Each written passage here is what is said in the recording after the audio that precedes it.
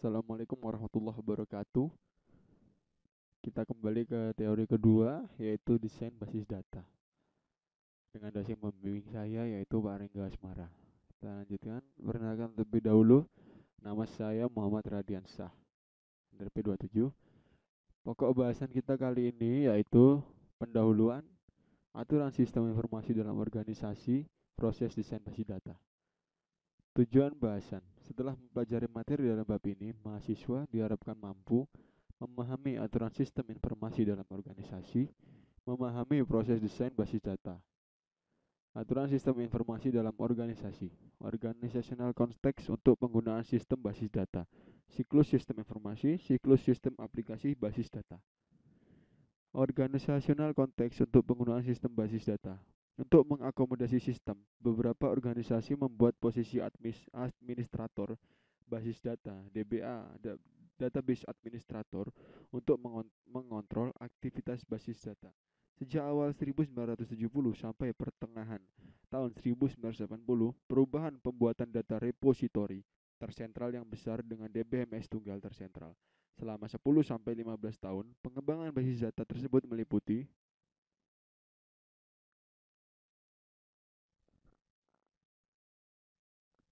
yang personal komputer dan produk software seperti basis data, seperti Excel, FoxPro, MySQL, Access atau SQL. DBMS terdistribusi dan klien server sebagai pembuka pilihan mendistribusikan basis data ke banyak sistem komputer untuk kontrol yang lebih baik dan proses lokal yang lebih cepat. Beberapa organisasi sekarang menggunakan sistem data dictionary atau information repository yaitu DBMS yang mengatur metadata yaitu data yang menggambarkan struktur basis data, constraint, aplikasi, autorisasi, dan sebagainya. Sistem data dictionary menyimpan dan mengatur informasi berikut. Yang pertama yaitu deskripsi skema sistem basis data. Yang kedua, informasi detail dari desain fisik basis data, seperti struktur penyimpanan, akses path, ukuran file, dan record. Deskripsi pemakai basis data, tanggung jawab, dan hak akses. Yang keempat, deskripsi tingkat tinggi dari transaksi basis data dan aplikasi dan relasi pemakai ke transaksi. Yang kelima, relasi antara transaksi basis data dan data item yang dirujuk. Hal ini sangat berguna untuk menentukan transaksi mana yang diakibatkan jika definisi data diubah. Yang keenam, penggunaan statistik seperti frekuensi, query, dan transaksi dan jumlah akses ke basis data. Siklus sistem informasi. Siklus sistem informasi disebut siklus makro, di mana siklus sistem basis data dirujuk ke siklus mikro. Siklus makro meliputi beberapa tahap, yaitu feasibility analysis. Tahap ini berhubungan dengan analisa area aplikasi potensial, mengidentifikasi sisi ekonomi dari information gathering dan dissemination, membentuk studi keuntungan awal, menentukan kompleksitas data dan proses, mengatur prioritas aplikasi. Requirement collection and analysis. Kebutuhan detail dikumpulkan dengan interaksi dengan pemakai potensial dan kelompok pemakai untuk mengidentifikasi permasalahan dan kebutuhan khusus. Ketergantungan aplikasi, komunikasi dan prosedur pelaporan diidentifikasi. 3. Desain. Tahapan ini mempunyai dua aspek, yaitu mendesain sistem basis data dan mendesain sistem aplikasi atau program yang digunakan untuk memproses basis data.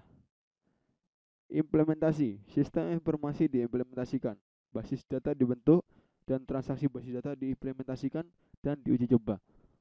Yang kelima, validasi dan testing keberhasilan. Tingkat akses dari sistem dalam memenuhi kebutuhan pemakai dan kriteria performansi divalidasi.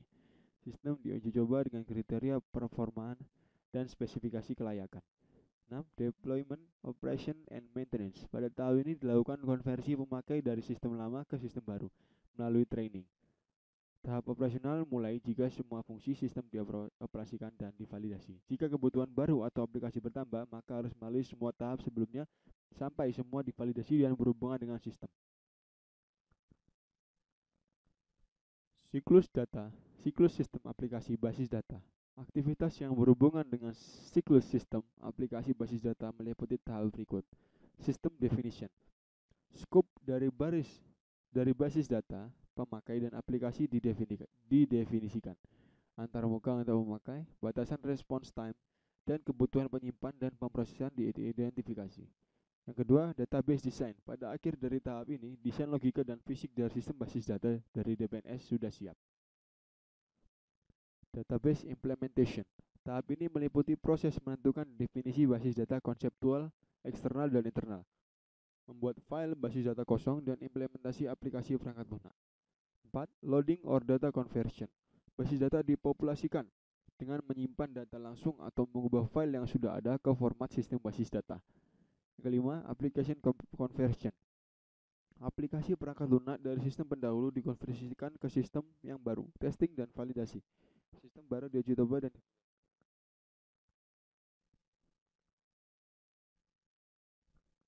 7. Operation. Sistem basis data dan aplikasi dioperasikan. 8. Monitoring and maintenance. Selama tahap operasional, sistem secara tetap dimonitor dan dipelihara. Proses desain basis data.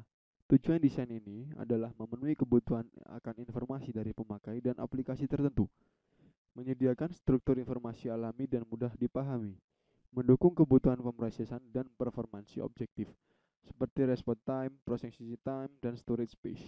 Terdapat 6 tahap utama pada proses desain basis data, yaitu koleksi dan analisa kebutuhan, desain basis data yang konseptual, yang atau terkonsep, pembelian DBMS, pemetaan model data, desain basis data fisik, implementasi dan tuning sistem basis data.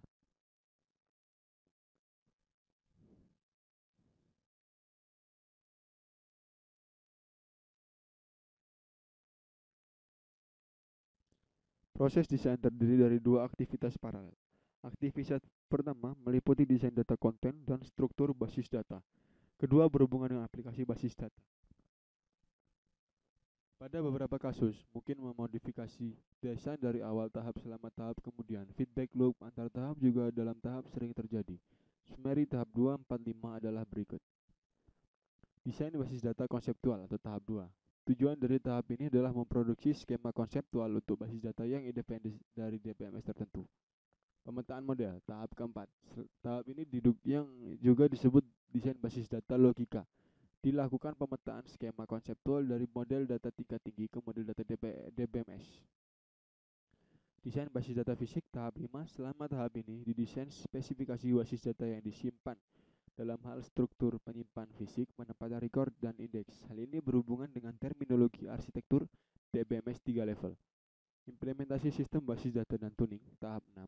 Selama tahap ini, basis data dan program aplikasi diimplementasikan, diuji cobakan, dan diatur layanannya. Ini contohnya bagaimana data konten dan struktur database aplikasi database-nya. Requirement pertama pengumpulan requirement, yang kedua pengonsepan database atau desain database, terus memilih DBMS, lalu data model, lalu desain fisiknya seperti apa, sistem implementasi dan tuningnya seperti apa akan tampak di tabel ini. Tahap pertama, koleksi dan analisa kebutuhan. Sebelum melakukan desain basis data harus mengetahui dan menganalisa keinginan pemakai terhadap suatu basis data sedetail mungkin.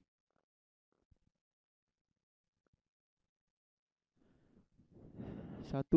Area aplikasi mayor dan kelompok pemakai yang akan menggunakan basis data atau pekerjaan apa yang akan mengakibatkan identifikasi. Dokumen sudah ada dengan aplikasi dipelajari dan dianalisa. Lingkungan operasi saat ini dan rencana penggunaan informasi dipelajari sebaik mungkin. 4. Penulisan respon untuk menentukan pertanyaan terkait kelompokan dari memakai basis data potensial atau kelompok pemakai. Tahap 2, desain basis data. Tahap 2 dari perancangan basis data ini melibatkan dua aktivitas paralel, yaitu desain skema yang menentukan kebutuhan data yang dihasilkan pada tahap 1 dan menghasilkan skema data konseptual. Desainnya yaitu expressiveness, simplicity, minimality, diagrammatic, dan performality. Pendekatan ke desain skema konseptual. Untuk desain skema konseptual harus diidentifikasikan komponen dasar dari skema, tipe entity, tipe relationship, dan atribut. Harus juga menentukan atribut key-nya, kardinalitasnya, dan partisipasi constraint. entitas lemah, dan hierarki spesifikasinya. Terdapat dua pendekatan untuk perancangan skema konseptual yang dari kebutuhan di koleksi, yaitu pendekatan pertama, pendekatan dengan skema terpusat, di mana kebutuhan dari aplikasi yang berbeda dan kelompok pemakai pada tahap satu digabungkan ke dalam suatu himpunan kebutuhan sebelum desain skema dimulai. Pendekatan kedua, yaitu pendekatan view integration, di mana kebutuhan tidak digabungkan. Suatu skema dirancang untuk setiap kelompok user atau aplikasi berdasarkan kebutuhan masing-masing.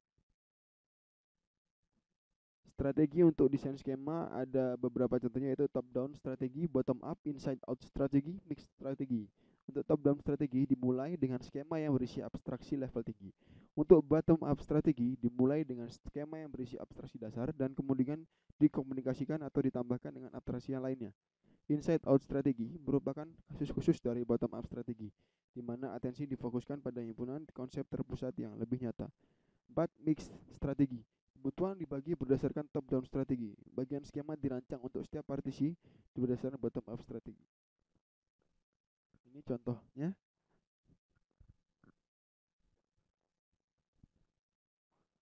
Fakultas, satu fakultas mempunyai banyak guru. Ya, bisa Anda pelajari sendiri bagaimana cara itunya. Lalu untuk strategi top-down, membagikan tipe entity baru. Dekomposisi tipe entity ke dalam dua tipe entity dan relasi. Gambar 2-3 contoh strategi bottom up menemukan dan menambah relasi baru, menemukan kategori baru dan menghubungkannya. Skema integrasi view. Skema integrasi dibagi ke dalam beberapa bagian. Identifikasi korespondensi dan konflik di antara skema. Modifikasi view untuk kesesuaian dengan lainnya, menggabungkan view dan penyusunan struktur ulang. Restrukturisasi sebagai langkah akhir. Ya. Proses desain transaksi. Proses dilakukan paralel dengan dua tahap. Dengan tahap 2 derajat untuk mendesain karakteristik transaksi basis data yang diketahui dengan cara DBMS independen. Jika suatu sistem basis data dirancang, perancang sadar beberapa aplikasi yang diketahui yang akan dijalankan dalam basis data diimplementasikan. Bagian terpenting dari perancangan basis data ini adalah menentukan karakteristik fungsi transaksi tersebut sebelumnya dalam proses perancangannya. Transaksi dikelompokkan dalam tiga kategori. Yang pertama, retrieval transaction, yang digunakan untuk menampilkan data ke layar. Jadi data itu ditampilkan ke layar dan berguna sebagai pelaporan. Yang kedua, update transaction, yang digunakan untuk memasukkan data atau menginputkan data baru, lalu data yang sudah ada dimodifikasi, lalu diletakkan pada basis data. Yang ketiga, mixed transaction, yaitu digunakan untuk aplikasi yang komplit yang melakukan retrieval dan update secara langsung. Tahap yang ketiga, pemilihan DBMS. Pemilihan ini berdasarkan beberapa faktor, beberapa hal teknis, faktor ekonomis, dan kebijakan organisasi. Hal yang menjadi faktor-faktor itu adalah software acquisition cost atau harga softwarenya. Harga apakah mahal, apakah murah, apakah bagus, apakah tidak. Biaya maintenance-nya. Ini biasanya perusahaan ini yang paling besar, yaitu di perusahaan yaitu di biaya maintenance atau biaya servisnya. Lalu hardware acquisition cost, perangkat keras baru mungkin diperlukan seperti memori, disk drive, dan kontrol baru untuk menyimpan DBMS khusus. Database creation dan conversion cost, harganya berhubungan dengan biaya pembuatan. Apabila terkadang biaya itu memerlukan pembuatan database yang baru itu memiliki harga yang mahal, kadang juga tidak. Personal cost, akuisisi perangkat lunak DBMS untuk pertama kali organisasi biasanya dilakukan dengan reorganisasi departemen data processing. Training cost, karena DBMS biasanya berupa sistem kompleks, personal harus ditraining. Yaitu misalkan saya selaku personal itu harus ditraining dulu untuk menggunakan bagaimana cara menggunakan DBMS ini. Lalu biaya operasionalnya itu pasti akan menjadi salah satu faktor yang menjadi penentu. Tahap 4, pemetaan model data, desain basis data. Tahap 4 ya. Proses pemetaan dalam dua bentuk, yaitu sistem independent mapping. Pada bentuk ini, pemetaan tidak mempertimbangkan karakteristik khusus atau kasus khusus yang diaplikasikan ke implementasi DBMS dari model data. tailoring to schemas to a specific DBMS. DBMS yang berbeda mengimplementasikan model data dengan menggunakan pemodelan khusus. Tahap 5, desain basis data fisik. Perancangan basis data fisik adalah proses memilih struktur penyimpan khusus dan mengakses path untuk file basis data untuk mendapatkan performa yang baik pada aplikasi basis data. Kriteria berikut biasanya digunakan untuk menuntun pemilihan rancangan basis data fisik. Waktu respon merupakan waktu antara pengiriman transaksi basis data untuk mengeksekusi dan penerima respon. Utilitas ruang penyimpan merupakan jumlah ruang penyimpan yang digunakan file basis data dan struktur akses path pada disk termasuk pengindeksan dan akses path lain. Transaction throughput merupakan jumlah transaksi rata-rata yang dapat diproses per menit, merupakan parameter kritis dari sistem transaksi seperti yang digunakan pada reservasi pesawat atau bank. Tahap 6, implementasi basis data dan tuning. Setelah rancangan logika dan fisik selesai, kita dapat mengimplementasikan sistem basis data. Hal ini merupakan tanggung jawab DBA bersama desainer basis data. Pernyataan dalam DDL atau Data Definition Language termasuk SDL, Storage Definition Language dari DPNS, terpilih dikompilasi dan digunakan untuk membuat skema basis data dan file basis data kosong.